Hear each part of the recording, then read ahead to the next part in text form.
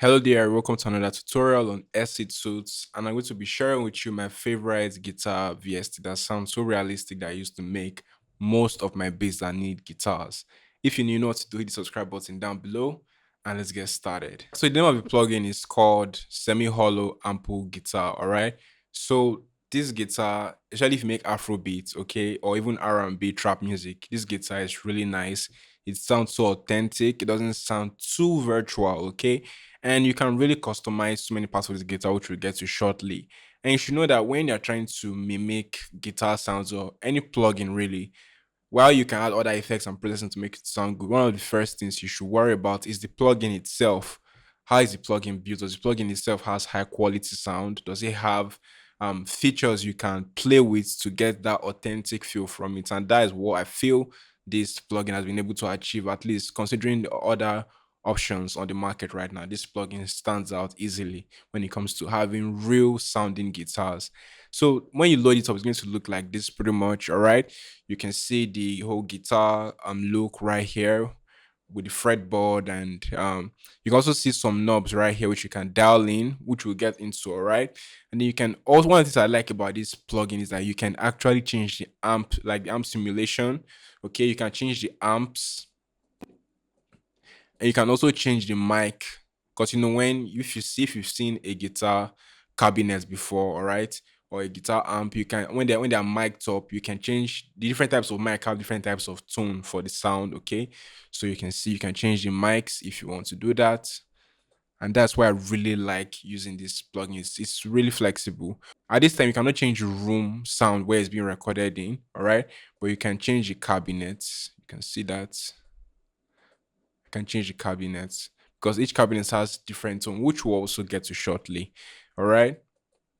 Or you can just, if you don't want to go into deep about, mic and all of that, you can just do a quick switch between the cabinets, and it has really nice presets as well. If I come right here and I click this, you can see different presets. They all sound good. Okay, depends on what you're trying to produce, but most times they sound good. So now let's take a quick look at this plugin. Okay, so right here you can see when I play this,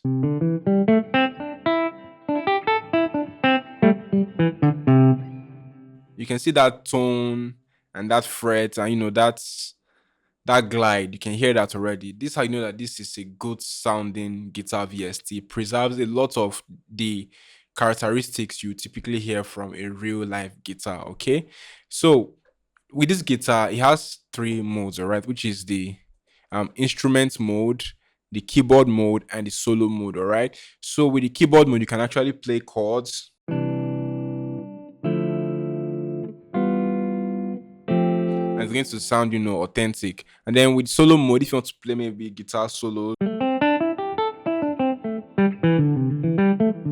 but with the solo mode, you can flex around, but you can't play chords with it.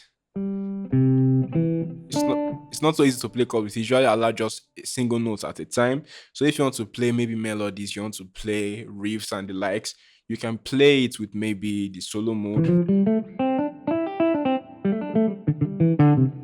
You can see how nice that sounds, right? So let's come back to the amp. So one of my favorite amp that I like to use is this guy right here. This amp. That's just me. Maybe you have a different preference, and that's fine. And I like using this mic as well.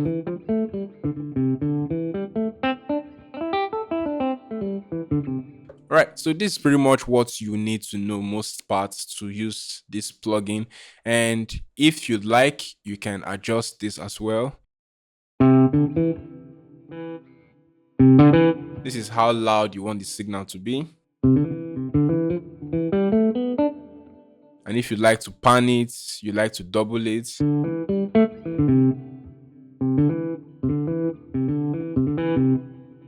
And so if you really want to get the authenticity of a real guitar, that is the restrictions that you typically get when you have a guitar, right? You can use the instruments mode, okay? Because when you're in real guitar mode, there's some kind of chords you play in a piano keyboard that may not be well expressed on a guitar. So if you're just trying to get that main true guitar tone, you can use that.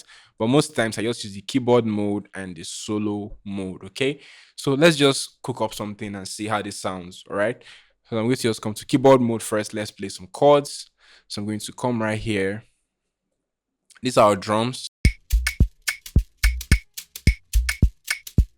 Then I'm going to just create a new pattern. All right. Then I'm going to let me make sure.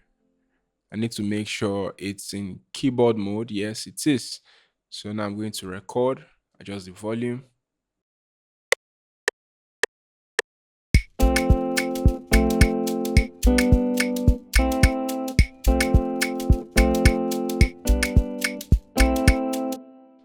All right.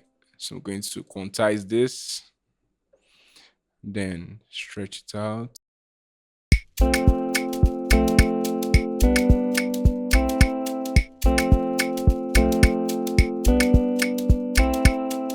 All right. So I'm going to render this.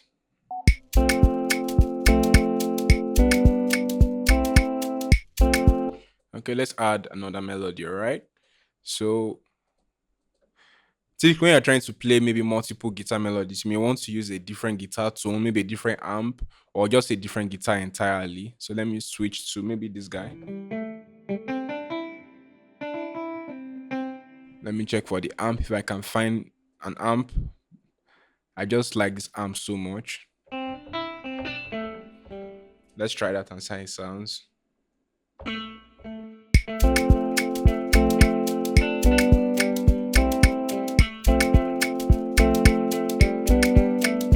I think I prefer this amp. Let's record that in.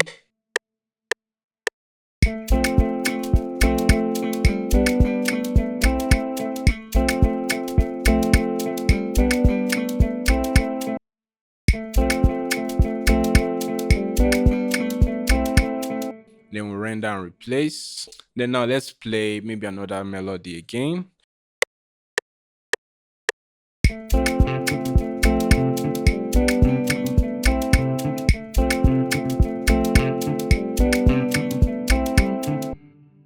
All right, and let's hear that sounds.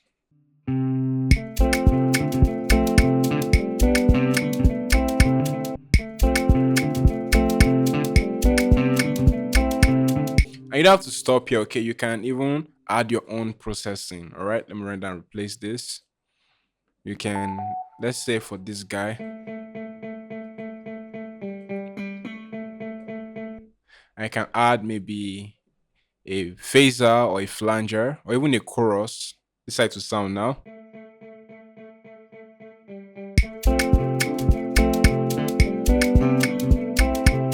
And I can add maybe a phaser. Of course, in lesser amounts, reduce the amounts of the chorus as well.